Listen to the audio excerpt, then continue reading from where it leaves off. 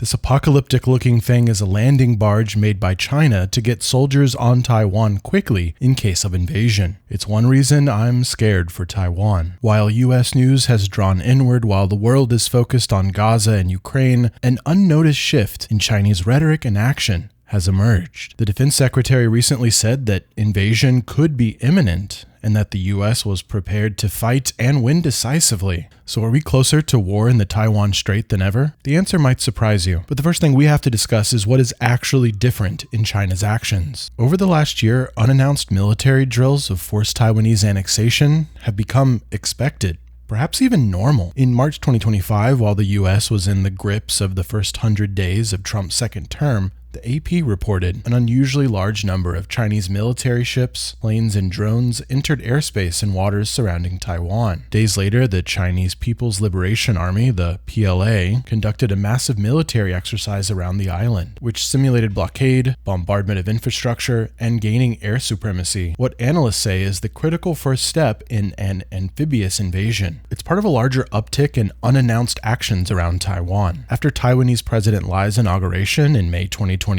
the PLA responded with intimidation tactics, which, as with this year, included simulated blockade and strikes. In addition, the PLA sent record numbers of planes into Taiwan's air defense identification zone, effectively abolishing the so-called median line between Taiwan and mainland China. Last year, over 3,000 Chinese military aircraft entered Taiwanese airspace, a normalization of incursion. The head of U.S. Indo-Pacific Command raised the alarm when he said the aggressive maneuvers around Taiwan right now are not exercises as they call them, they are rehearsals. They are rehearsals for the forced unification of Taiwan to the mainland. But wait a second, you might say, hasn't this been going on for a long time? China's mainland government has wanted to reunify Taiwan for, 75 years? In 1949, Chiang Kai-shek's Republican forces lost the Chinese Civil War to the communists. They fled the mainland to Taiwan. They've existed there as the quasi-independent Republic of China ever since. And therefore this standoff is pretty old. We had two Taiwan Strait crises in the 50s, we had intimidation drills in the 90s, we had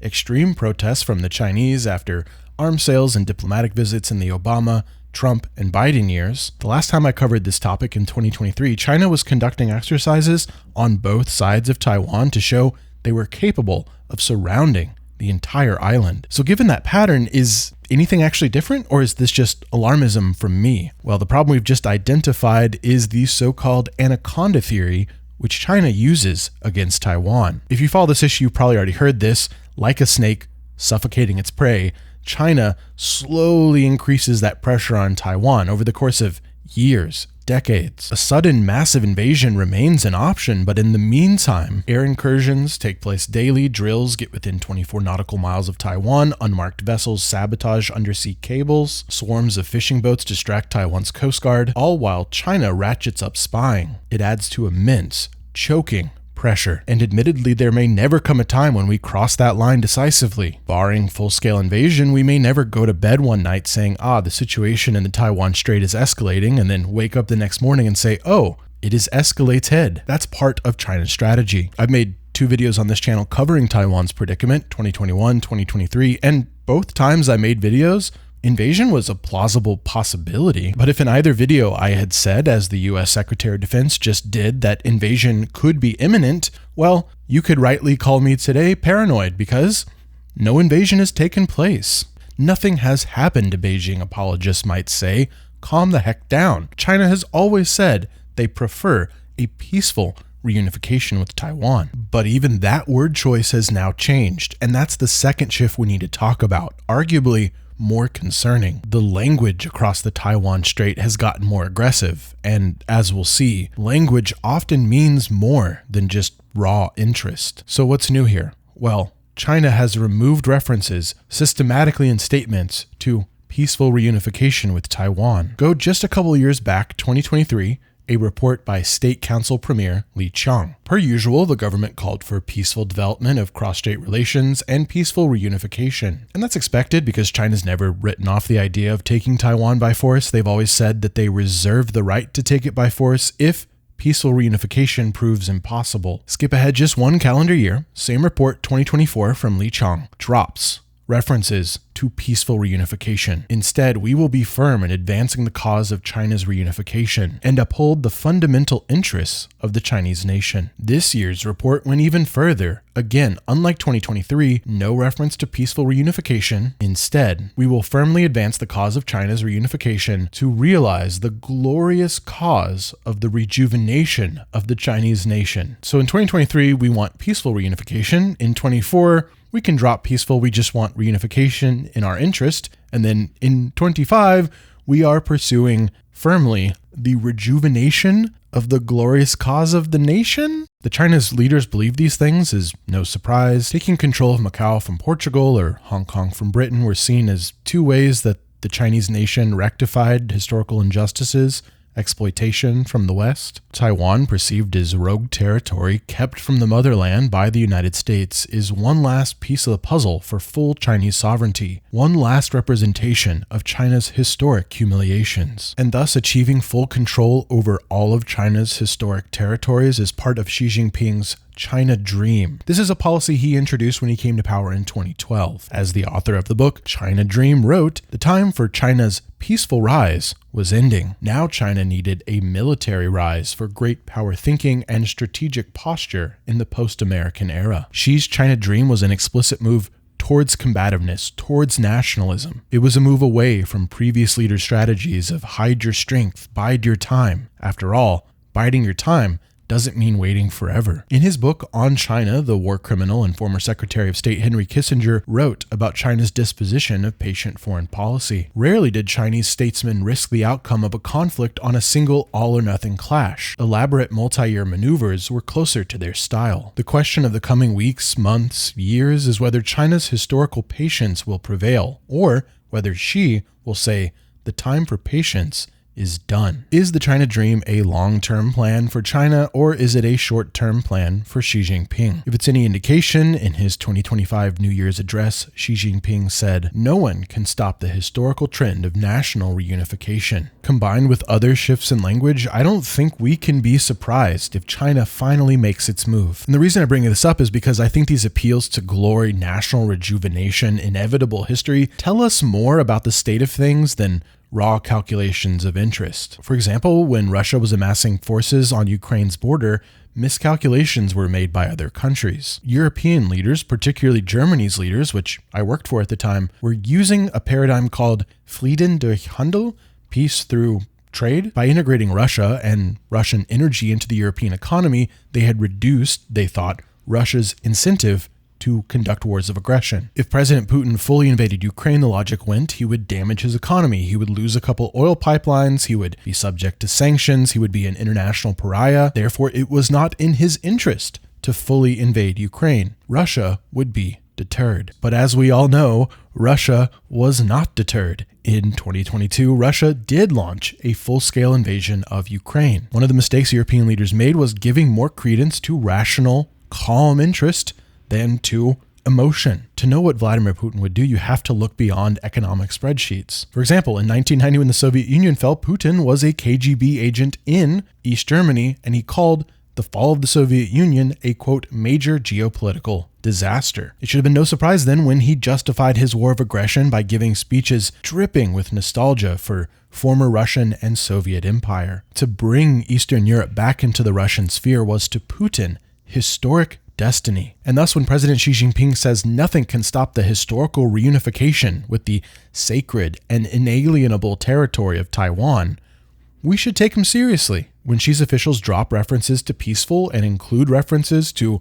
the glorious cause of national rejuvenation, I think we should take them at their word. China may not be deterred either. And that's especially true because this has not been a gradual shift in language. We started this video talking about China's increasing military activity, but that's been on the increase for a long time. It's harder to identify a fundamental shift there. This change in language has occurred very rapidly. It picked up last year and has continued to crescendo. Rapid change does mean rapid identification of that change, and thus language from the US Secretary of Defense that invasion, quote, could be imminent. Despite the messenger, the message does seem logical to me. China's nationalism has increased under Xi Jinping. And Taiwan's leadership seems to recognize the change from China too. This year, President Lai labeled China a foreign hostile force. And calling China foreign would be radical enough even without hostile force attached to it, because Taiwan's name, consider this, Republic of China. There was a point in time when Taiwan claimed to be an inheritor of the entire infrastructure of the Chinese mainland government. So foreign hostile force is a large rhetorical shift.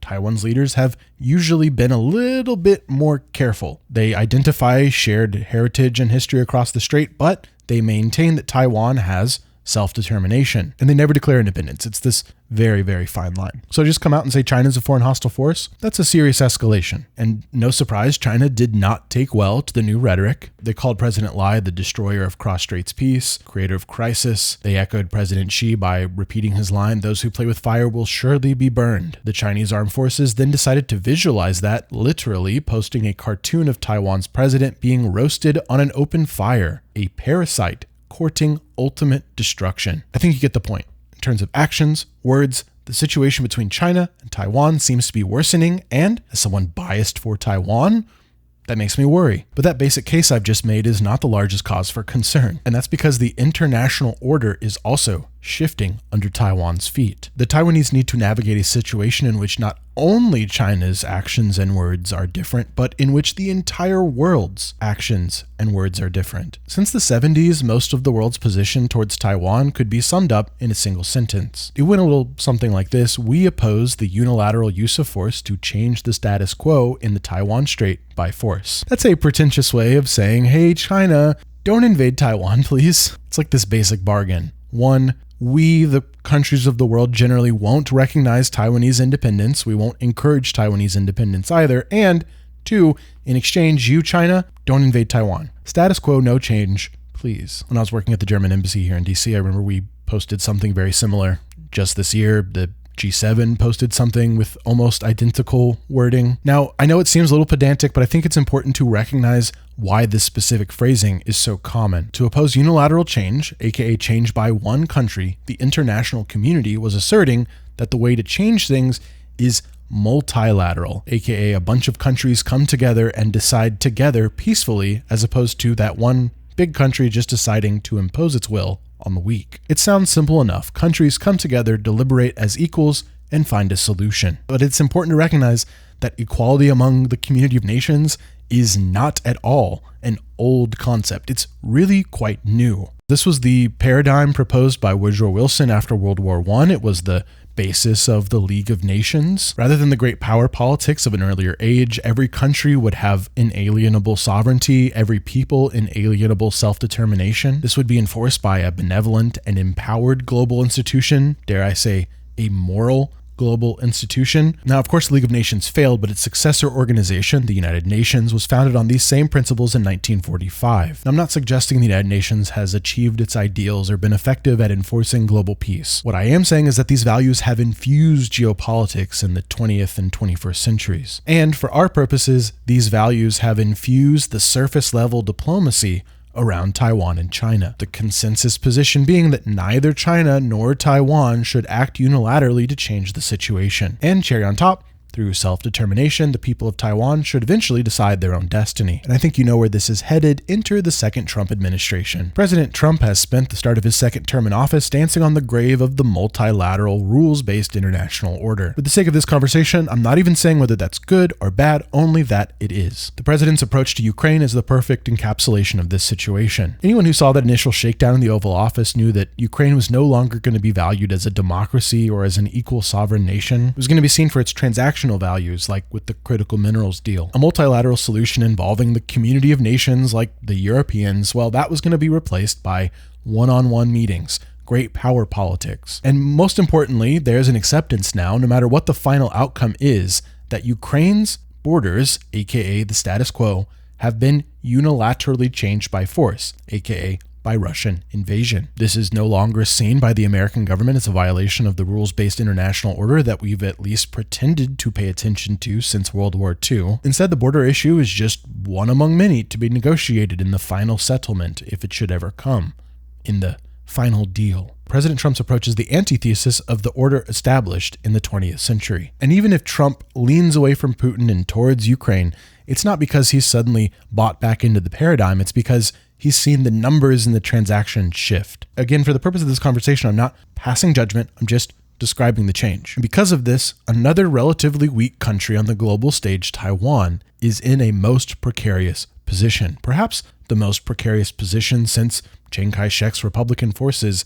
fled the mainland over 75 years ago. Taiwan is now, more than ever, seen as just a chess piece on the geopolitical board of competition. Taiwan's position is no longer obscured by the language of democracy or sovereignty of nations. Undoubtedly, China has watched the developments in Ukraine and seen the shifts in the geopolitical order. If Russia can unilaterally change the status quo by invading Ukraine and possibly walk away with some of Ukraine's territory, China can surely do the same to Taiwan. If Ukraine's right to self-determination can potentially be canceled and replaced with one-on-one meetings between great powers, why wouldn't China expect the same privilege after they invade Taiwan? If Ukraine's destiny can be decided by a moral transaction rather than rules-based order, Taiwan surely can as well. Now, I know what you're thinking. I'm looking at the past through rose-tinted glasses. The United Nations, the rules-based international order, were always fronts for Western interests. The USA never actually believed anything it said about democracy or equal sovereignty among nations. Everything has always been based on a moral power politics and transaction. Multilateral values were always a facade. And therefore, when it came to Taiwan, the US and the world were always just pretending to care about a bastion of democracy. In reality, Taiwan's leadership has always been heavily influenced by the USA. Taiwan's always been a useful piece on the geopolitical chessboard. And more recently, Taiwan has made things the US desperately needs. And to this criticism, I say, yeah, you're probably correct. US claims to moral high ground in international affairs have always been dubious, a way of hiding interests behind doing the right thing. In the political communications world, we'd call that framing, aka having your opponent come and fight the rhetorical battle on your terms. And therefore, in these days, when President Trump asserts American power, he's just saying the quiet part out loud. It's actually easier for Ukraine and Taiwan to know where they stand without all the window dressing of sovereignty and rules-based international order. The strong do what they can, the weak suffer what they must. Anyone in between should have something of value to offer the great powers. But good news, the last stop on our journey actually does offer a glimmer of hope for those of us who care about Taiwan as a democracy, who perhaps naively but unironically believe in its people's right to self-determination. People like me who observe the destruction of political liberty in Hong Kong and wouldn't wish that on anyone else. As it turns out, Taiwan does have something of value to offer the great powers. It's something they represent equally to the US, Europe, China. And what is that thing they offer? Well, they offer the world a way to avoid absolute global economic chaos. Taiwan is a dead man switch for the global economy, and that's because of its semiconductor industry. As of writing, Taiwan's industry is unrivaled. TSMC creates the overwhelming majority of cutting-edge chips. For the smallest and most cutting-edge wafers, no alternative at scale to Taiwan exists. The largest US corporations rely on Taiwan and their supply chains to manufacture smartphones, computers, AI, even medical equipment. The US military relies on Taiwan in defense manufacturing, including F-35s. And China relies on Taiwan as well, for example, in the manufacture of electric vehicles. In short, there is no substitute. Taiwan's semiconductor industry is one of a kind. In the event of blockade or invasion, this necessary component of the global economy, what I saw in my research described as the linchpin of innovation, would be pulled away. I saw numbers like 4 trillion in the event of a short conflict, 10 trillion in the event that conflict lasted over a year. I don't know if any specific number is actually possible to deduce, but the point is that war in Taiwan risks global depression. But doesn't this leverage actually make China more eager to invade and not less? After all, if China took Taiwan, then they would control this high-tech industry, this jewel to place in the crown of Xi Jinping. Think of the leverage China would wield, as it has with its near monopoly on rare earth elements, to influence negotiations and lean on the world by turning up the tap or turning it back down. They could do the same in theory with chips, and therefore, given this context, why wouldn't they invade Taiwan tomorrow? Well, perhaps they will, as I've indicated. Nationalism, emotion, a sense of destiny might trump interest. It might do so regardless of the balance of economic benefit or perceived deterrence. But hey, having an industry the world relies on wouldn't be a bad side effect, now would it? But here's the big problem for China. Invasion of Taiwan does not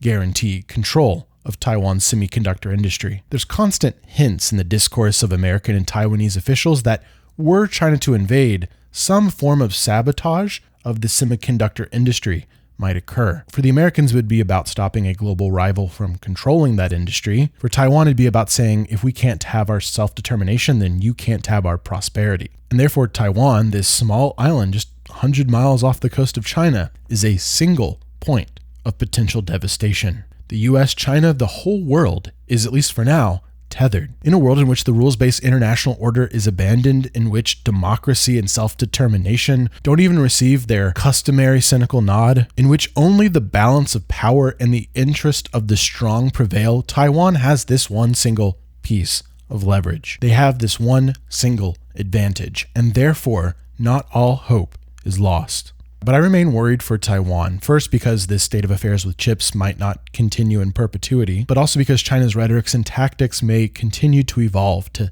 tip over into something more fundamental. After the death of Chairman Mao in 1976, China's communist state was in disarray. The fear, the cult of personality surrounding Mao had kept him in power for decades. It had also led to devastation and death. China's new leader, Deng Xiaoping, thought one way to keep the Communist Party in power was to modernize, and one way to modernize was to set term limits for China's future leaders. Jiang Zemin served 2 5-year terms, Hu Jintao served 2 5-year terms. The era of Maoism, of great man leadership, was over. That was until Xi Jinping came to power in 2012. After a decade in power, and thus over 2 5-year terms, Xi Jinping has made it clear it was his plan to put China back on centralized control around one man. But when was that change definitive? Was it when Xi told officials to build the Great Firewall of China in 2012 to silence political dissent? Was it when he centralized control over standing committees? Or was it the exact moment when term limits were removed, allowing him to serve for life? Throughout these 13 years of Xi Jinping, was there one single moment when you could say China had moved away from the reforms of Deng Xiaoping and moved back into the one-man rule paradigm of Chairman Mao? Was there one moment when you could point and say, there it is, that's the moment. China was one way before, now it's a different way? No. It was a gradual change over time. In the same way, Taiwan's situation changes gradually over time. China's pressure increases consistently, yet measured. We can say we're worried for Taiwan because of the changes, but we can't point to one single moment and define it as fundamental. Like waves against an island, each individual crash means nothing, but together, they erode. Heads held high. Happy Warriors. Later, y'all.